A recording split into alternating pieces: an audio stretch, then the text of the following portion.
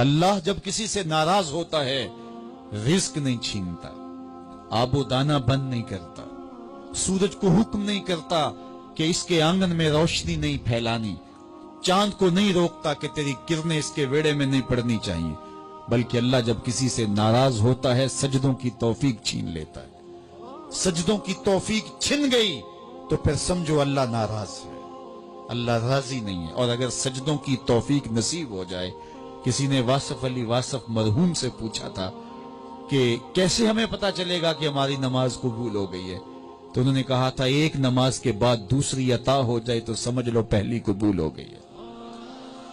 تو نمازوں کا نصیب ہونا یہ اللہ کی رضا اور اللہ کی خوشنودی کی دلیل ہے، اور سجدوں کی توفیق کا چھن جانا یہ اللہ کی ناراضگی کی دلیل ہے۔ میں اور آپ دیکھیں کہ ہم کہاں کھڑے۔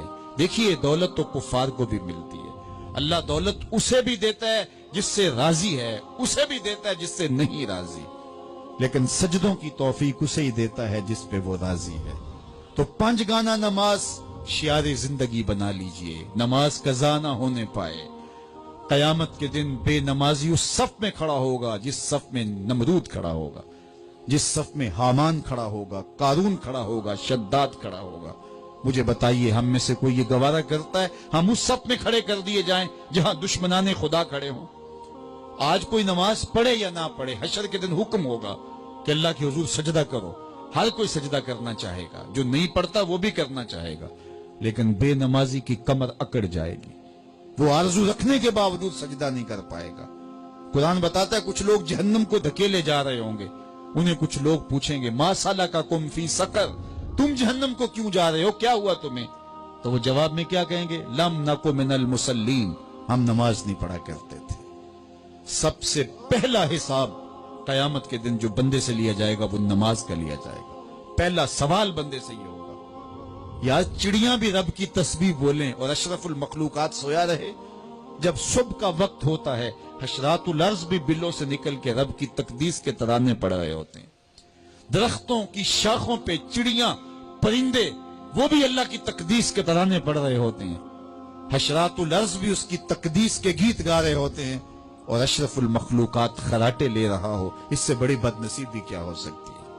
آئیے 5 گانا نماز شعار زندگی بنا لے۔ اس مجلس میں اگر کوئی بے نمازی ہے تو آج عزم مصمم کر کے یہاں سے لوٹے کہ آج کے بعد نماز نہیں چھوڑوں گا، اور اگر آپ 5 گانا نماز کی عادت رکھتے ہیں تو آپ کو مبارک ہو، لیکن یہ عزم کر کے جائیے اپنے گھروں میں، اپنے اعزاء و اقرباء اور اپنے دوستوں میں اس زور سے تلقین اور تاکید کریں گے نماز کی کہ وہ پکے نمازی بن جائیں گے۔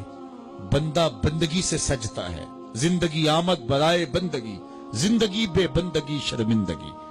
اگر زندگی میں بندگی نہیں تو زندگی کے پلے ہے کیا؟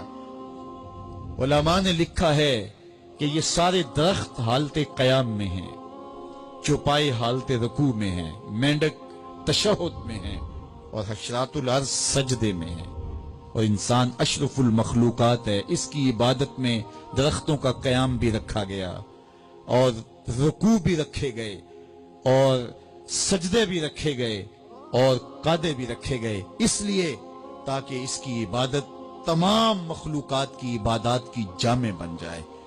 لیکن اس کے باوجود اللہ کے حضور سجدہ ریز ہونا پسند نہ کرے تو بتائیے کیسے رحمتیں اس کے اوپر اتریں گی؟ خوش نصیب تو وہ ہیں جو 5 گانا نماز ادا کرنے کے بعد تہجد بھی قضا نہیں ہونے دیتے، سجدوں سے اللہ کے حضور حاضری پیش کرتے ہیں۔